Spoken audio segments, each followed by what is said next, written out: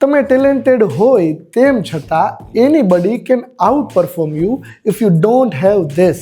Hello guys, welcome to day 27 of being creative. આપણે એમ વિચારતા હોઈએ છીએ કે creativity is all about those random ideas, sparks કે પછી જીનિયસ માઇન્ડ. પણ હકીકતમાં આ કાંઈ મેટર કરતું જ નથી જો તમે સતત એની પ્રેક્ટિસ ન કરતા હોય તો. કન્સિસ્ટન્સી એ ક્રિએટિવિટી પાછળનું એક ઇનવિઝિબલ એન્જિન છે.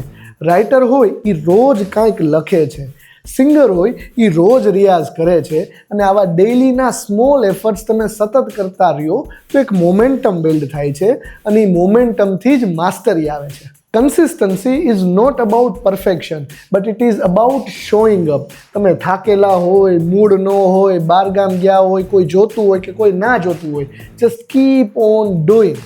કારણ કે ખાલી એકલા ટેલેન્ટથી કાંઈ નથી થતું, એમાં તમારે એડ કરવી પડે કન્સિસ્ટન્સી.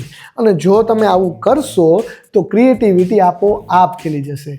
એવી કઈ વસ્તુ છે કે જે તમને કન્સિસ્ટન્સી મેન્ટેન કરવા નથી દઈ રહ્યું? કમેન્ટ કરીને મને જણાવો. બાકી સી યુ ટુમોરો.